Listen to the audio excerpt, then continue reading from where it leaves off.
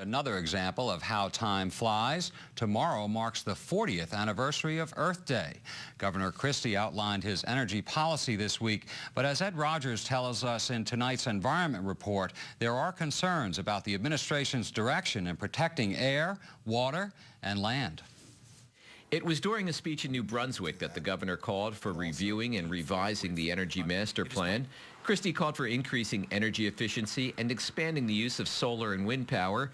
Touching on a theme from last year's campaign, he pushed for making New Jersey more business-friendly so companies that make components for wind turbines and solar panels will make New Jersey their home. Those manufacturing jobs are going to be, if we do this the right way, the backbone of a middle-class resurgence in New Jersey. Good-paying, steady manufacturing jobs in an industry that is now just beginning to grow and expand in geometric ways. But critics are quick to point out that the Christie administration has cut the budget for the Clean Energy Fund by more than $150 million in order to help close the current budget deficit, making the state less energy independent. When you take that money and put it into the budget, you're cutting jobs in New Jersey, you're cutting programs that people in New Jersey support, and you're creating more pollution. Several environmental groups say that cut will also hurt small construction contractors who do energy efficiency upgrades. They won't be able to expand like they thought they could. They will need to lay off staff. There'll be a lot less work for them. The funding, that proposal that the governor has made is half the funding.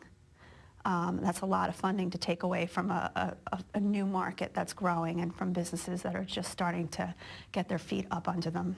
Energy policy is just one of the areas where the Christie administration has come under criticism from some of the key environmental groups.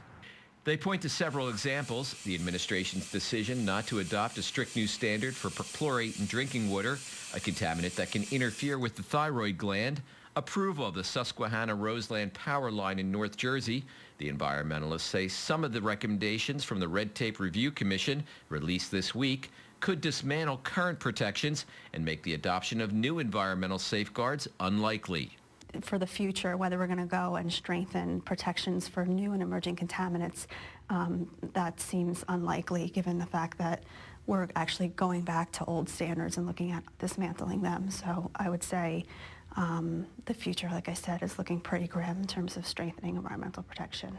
During his speech yesterday, Governor Christie touched on the criticism and pointed to his overall goal. It is not incompatible to have a growing and vibrant economy and to jealously and zealously protect the quality of our environment.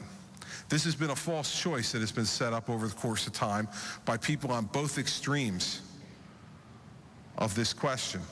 And unfortunately, folks in political life have played to the two extremes. The goal of this administration is to make sure that we play in between those two extremes. Environmentalists do credit the governor for fighting the Delaware River deepening project and his opposition to oil and natural gas drilling off the Atlantic coast. To mark Earth Day, the governor is expected to take part in a rally in Seabright, where activists have been fighting the potential construction of several liquefied natural gas terminals off the Jersey shore. Ed Rogers, NJN News, New Brunswick.